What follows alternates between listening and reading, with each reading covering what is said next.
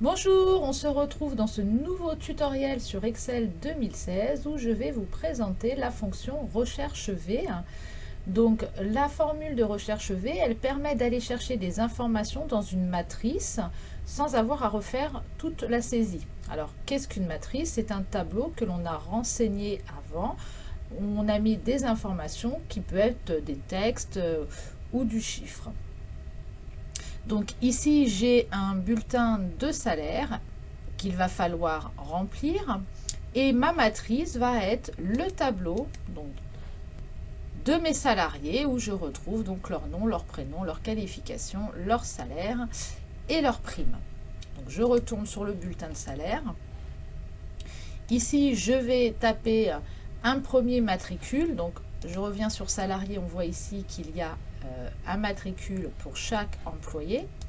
Donc je vais par exemple saisir le matricule 103 et je veux aller rechercher le nom de ce salarié. Donc pour cela, je vais donc insérer ma fonction recherche V. Donc je vais cliquer sur insérer une fonction. Je vais aller dans la catégorie ici en cliquant sur la flèche recherche et référence. Donc il va y avoir les différentes fonctions de cette catégorie et je vais rechercher celle qui se nomme recherche V et je clique sur OK pour valider. Une nouvelle fenêtre apparaît où il nous demande la valeur recherchée. Donc ici, la valeur recherchée, ça va être le matricule. Donc je vais tout simplement taper sur le matricule. Ici, donc qui est en cellule D9. Donc une fois que cette valeur est retrouvée, qu'est-ce qu'on doit chercher dans le tableau? Donc je vais cliquer ici dans la zone table matrice et repartir dans ma feuille salarié et sélectionner mon tableau.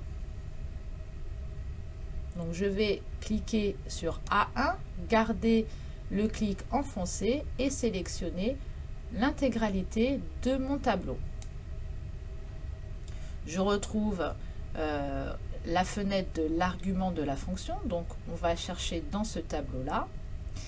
Ici, il faut indiquer la colonne concernée, donc je vais retourner dans salarié, hop, et je vais chercher la colonne où il y a le nom, donc c'est la colonne numéro 2, donc la B. On ne met pas B, en fait, on va mettre par nombre, donc ça va être la colonne numéro 2. Et il suffit de cliquer sur OK pour valider, et on voit ici en bas le résultat Philibert, et je vois bien qu'effectivement, sur ma ligne de mon matricule 103, le nom est bien Philibert. Je clique sur OK pour valider et donc le nom ici apparaît.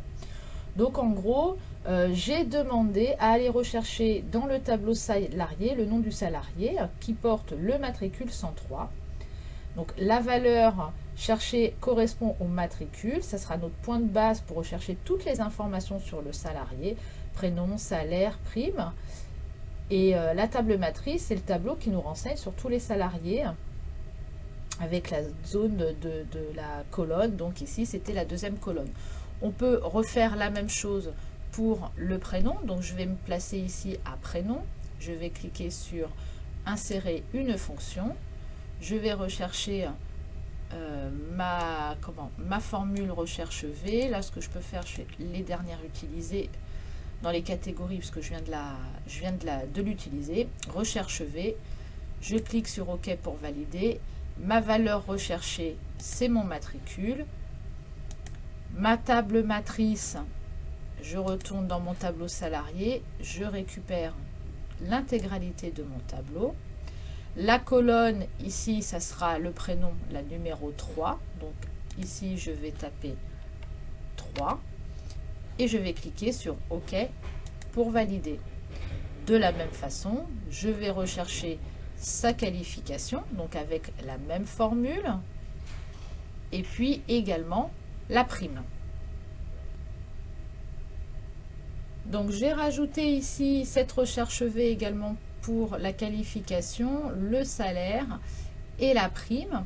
Je vais pouvoir maintenant calculer le taux horaire, puisque je suis dans une fiche de paye. Pour ça, je vais me placer sur le taux horaire,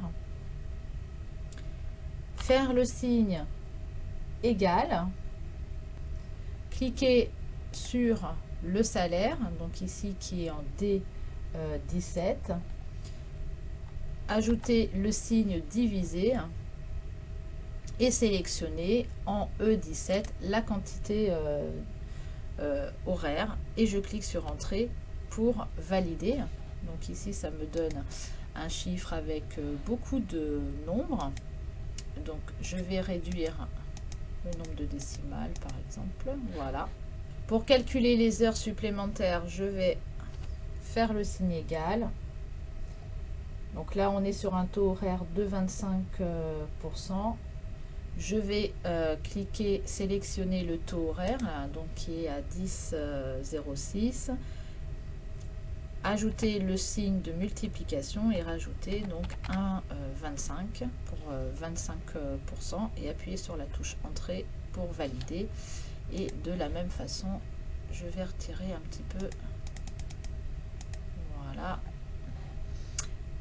Et puis pareil pour 50%. J'ajoute le signe égal, je sélectionne mon taux horaire, j'ajoute multiplier et là c'est 1,5. J'appuie sur la touche entrée pour valider. Il y a trop de décimales, je vais en enlever un petit peu aussi. Donc bien sûr, pour recevoir le résultat de tout ça, donc on va se mettre en face du total, mettre le signe égal, sélectionner son taux horaire que l'on va multiplier par la quantité et appuyer sur la touche entrée. Pareil, pareil aussi ici le total du salaire de base, hein. Le signe égal, le taux horaire multiplié par la quantité. Voilà. Et pareil pour 50%, le signe égal, mon taux horaire multiplié par ma quantité entrée. Et puis bon, bien sûr, il faudrait ensuite calculer tout ça, donc entre le salaire de base, les heures supplémentaires, etc. Donc bien sûr, tout ça va se modifier en fonction du matricule. Donc là, j'ai mis 100. Si je remets 103, voilà, ça va modifier puisque le salaire de base est différent. Donc ça recalcule le taux horaire, le taux à 25% et le taux à 50%. Ça a changé la prime et donc évidemment, en fait, tous mes calculs vont changer. Alors, il ne faudra pas oublier, bien sûr, hein, d'ajouter, on l'avait vu, le symbole monétaire. Hein. Pour ça, il suffit de sélectionner les cellules et de rajouter le symbole monétaire ici pour que ça apparaisse. Bon, voilà, et on fait pareil ici. Voilà, cette vidéo se termine et on se retrouvera dans un prochain tutoriel où je vous montrerai comment insérer un graphique. À bientôt!